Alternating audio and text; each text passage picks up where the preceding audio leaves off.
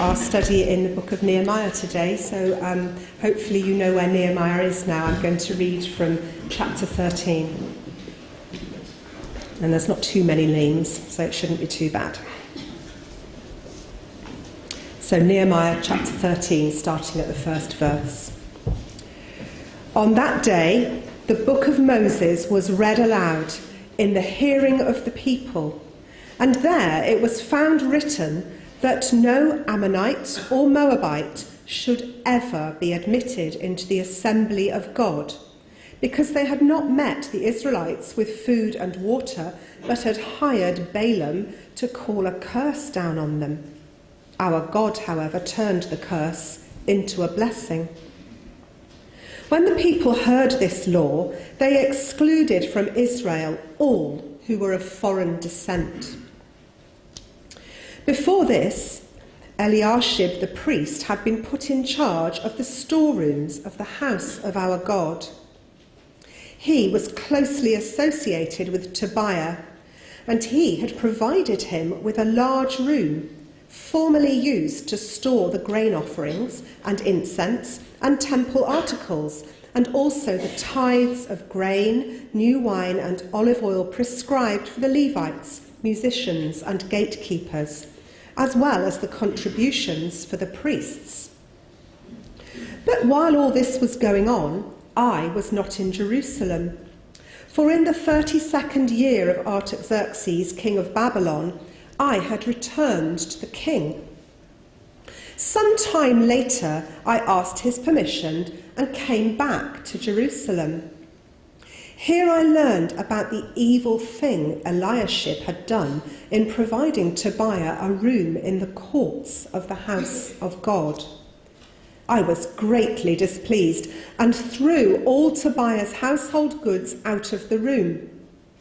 I gave orders to purify the rooms, and then I put back into them the equipment of the house of God, with the grain offerings and the incense.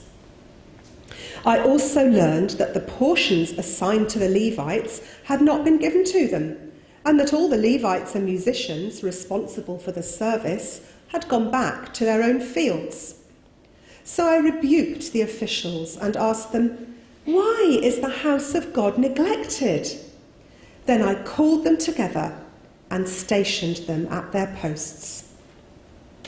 All Judah brought the tithes of grain, new wine and olive oil into the storerooms. I put Shelemiah the priest, Zadok the scribe, and a Levite named Pedaiah in charge of the storerooms, and made Hanan, son of Zakur, the son of Mattaniah, their assistant, because they were considered trustworthy. They were made responsible for distributing the supplies to their fellow Levites. Remember me for this, my God, and do not blot out what I have so faithfully done for the house of my God and its services.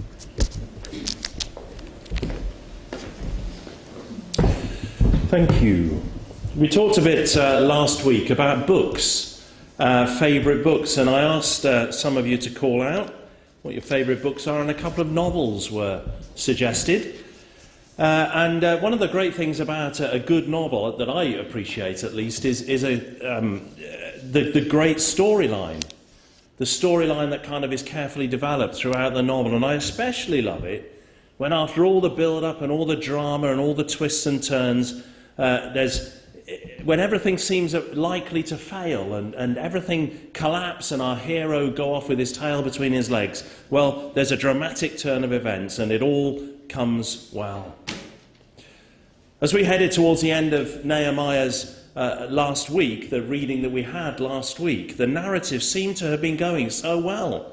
The city is rebuilt, the community is restored, the walls are strong, the gates are secure, and the relationship between God and his people has been re-established as they've recommitted themselves to all that they find in his word. The future looks bright. And so it is that Nehemiah returns to his day job as cupbearer to the king, Artaxerxes, king of Babylon. Mission accomplished. or so he thought. There is, though, a twist in this tale. Just when it seemed that God's people residing in God's city would go on enjoying the wonderful spiritual prosperity within God's will, well, chapter 13 reveals that things are going wrong again. There's something of a pattern of this throughout the Old Testament, indeed throughout the whole of the Bible. God's people rebel or forget God. They're brought up short by the word of God. They repent, they seek forgiveness, and they make these bold commitments to honour him, to clean up their act and to follow him closely. But then time passes. Promises are forgotten, the lure of a disobedient lifestyle, although they wouldn't recognise it as that. But a lifestyle away from God's plan, away from God's desire, it all proves, well, too tempting. And that's what now Nehemiah faces. Because of time, we can't read through the whole section, but again, I encourage you to read the last 2 or 3 chapters of Nehemiah to get a bigger perspective of the story. Now, we can't be too sure of the timescale. We don't know. Verse 6, rather unhelpfully, refers to some time later. It's all a bit vague. But clearly, over that time, Nehemiah has heard enough to know that things are going wrong again. Standards are slipping, and the word of the book of the law of Moses is being disobeyed. Now, remember that at the heart of this whole process of rebuilding God's people, Nehemiah's concern was for consistency, for absolute consistency. He knew that God's desire is for God's people to live by God's standards all the time. But all of that appears now to be missing. I wonder what the standards are that we set ourselves in life. What are the things that we aim for, the targets that we set for ourselves? Do we aim to be the richest, the fittest, the most famous that we can imagine ourselves to be? Where, if at all, where do any thoughts of holiness or godliness come into the standards we set for ourselves? And what about the standards we want to impose on others? Are they any different? This week, again, the press has been reporting lots about MPs' sleaze, a lack of acceptable standards. There's an insistence, not unreasonably in my view, but there's this insistence that MPs should be above reproach. Seems a bit radical, doesn't it? They should live within the law that they set.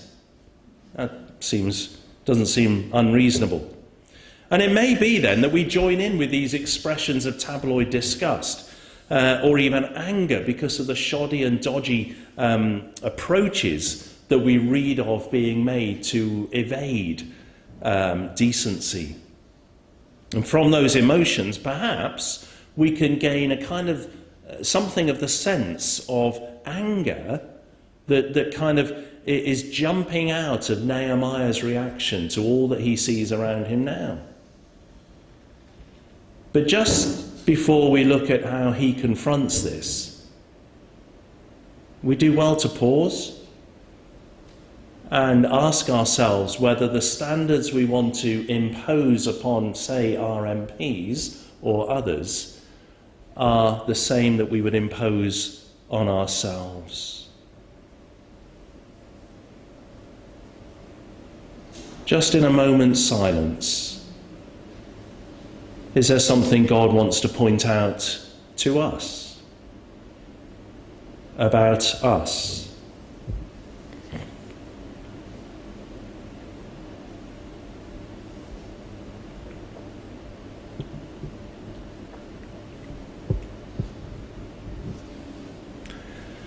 In Psalm 139 we read this: "Search me, God, know my heart. Test me and know my anxious thoughts. See if there is any offensive way in me, and lead me in the way of everlasting."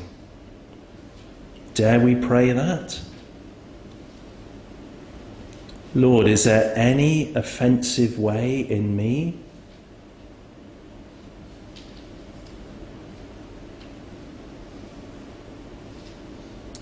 Please lead me in the way everlasting.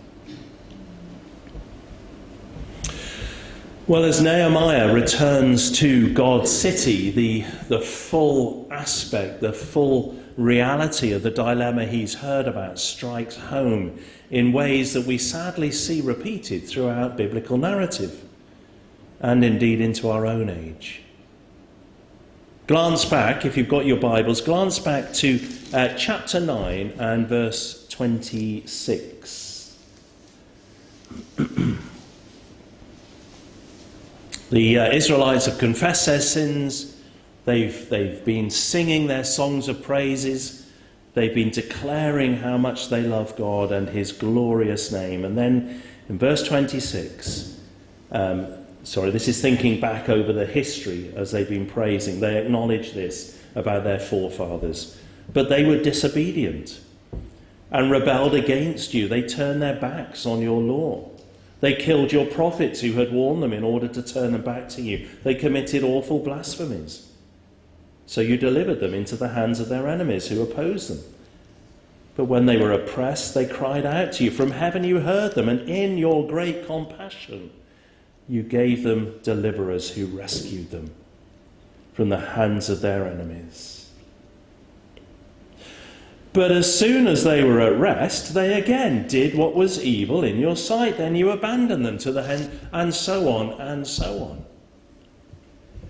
Jump on to verse 38 of that passage for a kind of indication of their vow of change. In view of all this, we are making a binding agreement, the strongest possible contract we can imagine, putting it in writing. And our leaders, our Levites, and our priests are affixing their seals to it. This is serious stuff. We want to make absolutely sure, Lord, that you understand just how serious we are, just how committed we are, just how absolutely perfect we're going to be, because we're going to do this for you. Until some time later, after what appeared to be a heartfelt and genuine return to God and God's ways, the cycle is repeated. If you read on through chapter 13, you'll see that.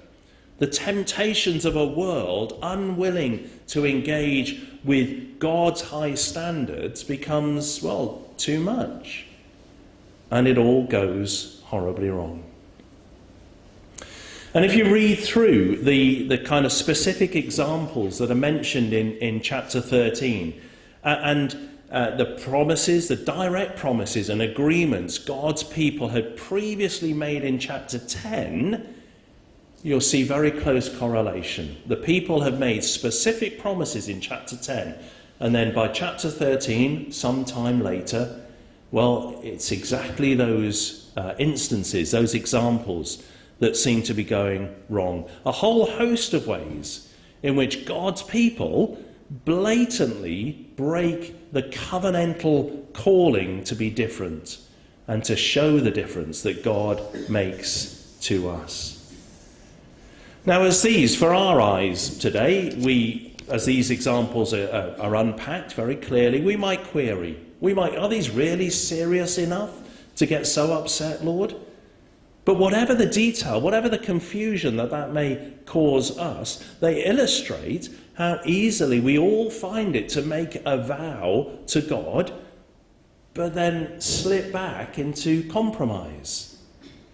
We allow our behaviour to be pulled away from what we have committed to God and to be merged into, or towards at least, the standards of a very, very different rule book. We allow our behaviour to draw much closer to those who have rejected God and away from those who claim to love him. And fundamentally, whatever our views on these particular examples, we have to ask, as those who strive today to live for God, where do we draw the line? How far from his word, his ways, that are very clearly expressed for us in Scripture, how far will we kind of deviate from them and still assume we're okay? Maybe, I hope at least fittingly for today, let me offer an illustration from war. I recently watched the film 1917. Some of you may have seen it, but without trying to spoil too much, for those of you who haven't seen it, the film 1917 portrays an event supposedly based on real events from World War I. Two soldiers initially are tasked with getting to the front line. And they need to carry and convey an order from British High Command that will stop the frontline British troops from falling into a trap. It is all very theatrical. It is absolutely brilliantly filmed and made. But the principal point I want to draw out from the plot line is this. The surviving soldier who has been ordered to carry out this message to the front line was insistent that his order will be fulfilled, whatever the opposition. So the levels of danger and hardship caused him to doubt the sanity of such a mission. Guns are fired from hostile enemy soldiers. A wounded airman even tries to stop him. Even the platoon officers, his own side, initially refuse to accept the letter he carries. They are all swept up in the pull of the battle around them. They are all insistent that their way is better. Each of them is determined to prevent the initial order from being carried out. But, and here, my friends, is a very, very big but, he'd been given an order. He was carrying an order from high command.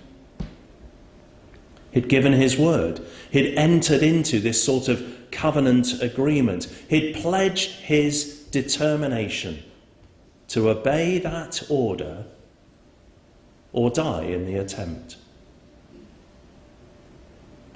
Now, Jesus came to remind God's people today of the orders of our high command. He came to show us how, in the face of any and every hostility from an enemy, and sometimes from those who think of themselves as allies or friends, he came to show us how to fulfill those orders. The order to live in a way that does credit to our uniform, the uniform of Jesus Christ. Are we committed?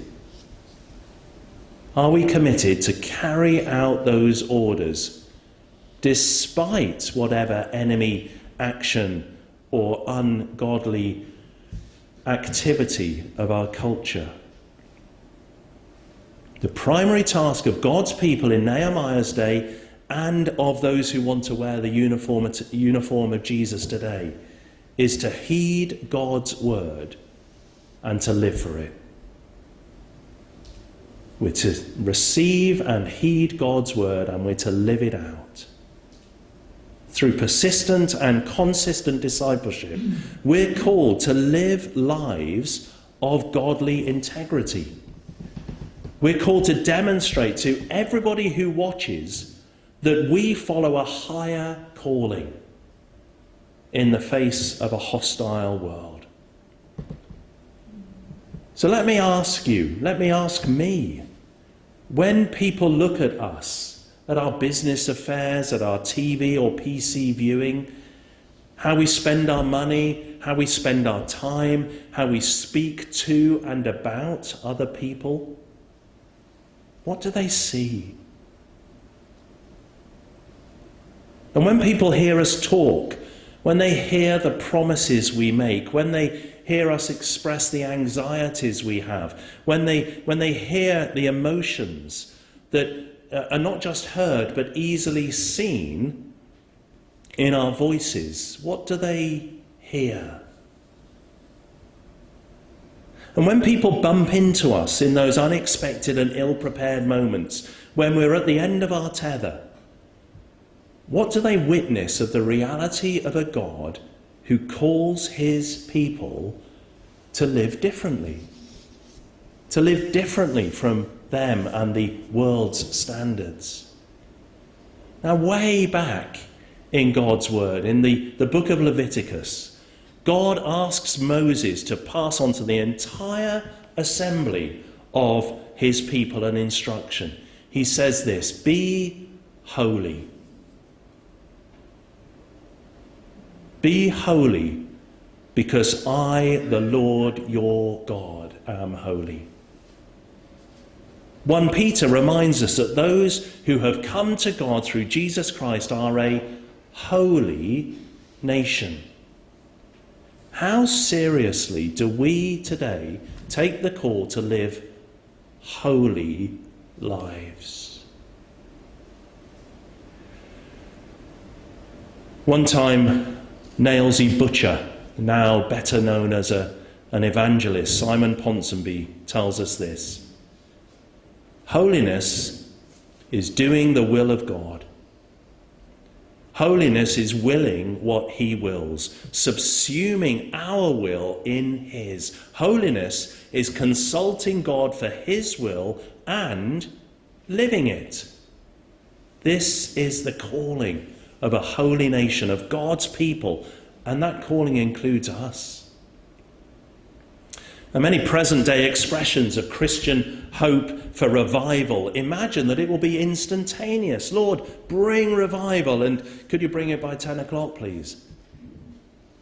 The hope is that God will change me and the church and society as if with waving a magic wand. Pew! It's all sorted. But there are no buttons to press for automatic renewal in the Christian life. There is instead what one writer describes as a long obedience in the same direction. Revival comes from a long obedience in the same direction, a firm and disciplined commitment to trust and go on trusting and trusting more and continuing to trust in God's word, to depend and go on depending and depend a bit more on God's Spirit, to live, go on living in God's community. Otherwise, we drift. We drift towards compromise, and compromise leads to decay. This final chapter of Nehemiah could not be more relevant to the 21st century church. Truly, this is a word for our time. We face the constant and growing temptation to compromise with the world, to take into account the seductive appeal that it has, which comes in many forms, pressurizing us to conform in relationships, in business dealings, in sexuality, in materialism, in ambition, in lifestyle. But as God's people, we are called to challenge the world, not to conform to it. We are called to take on the empowering of God's Holy Spirit and the truth of God's word, and to base our lives upon it. The Apostle Peter puts it like this: live such good lives among the pagans that though they accuse you of doing wrong, they see your good deeds and glorify God on the day that he visits us. And a quote I saw this week from someone called Theodore Geiler, who written over 100 years ago, but so appropriate for today. He says this: today, the world's sorest need is for more Christ-like men and women. The sermons the world needs are sermons in shoes. The world doesn't need us spouting words at them, no matter how holy and righteous and helpful they may be. The world needs to see it.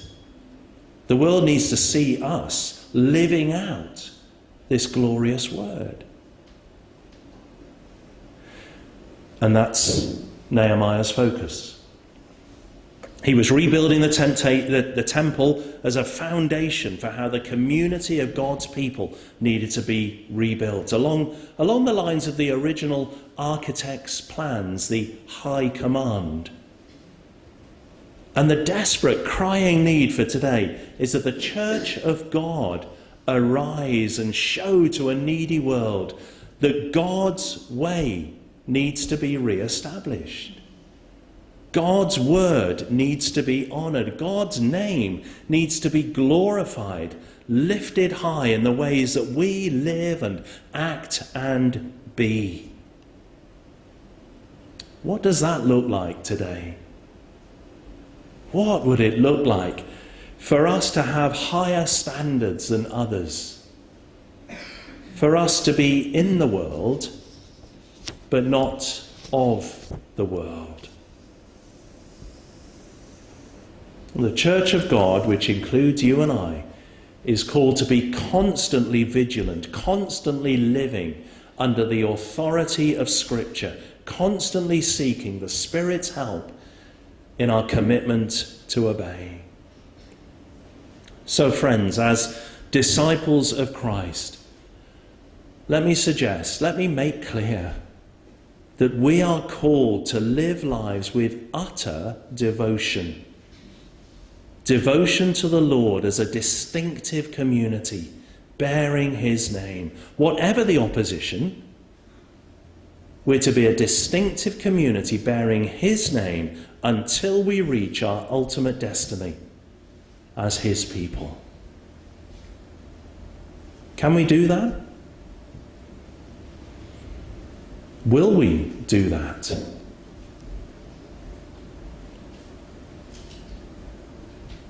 Well, let's get on with it. And let's do it. Let's pray.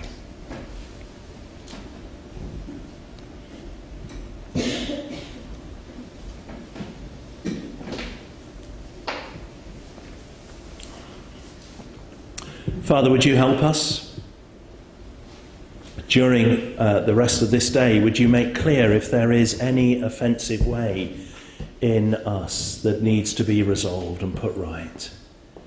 Would you enable us, dear Lord, to look at your word, to seek your presence, to call upon your Spirit? Would you move us, change us, just so overwhelm us with your love and your command for us that we can't help but hear and that we just are committed to following. Lord, forgive us, please, for the times when we've got it wrong, we've messed up.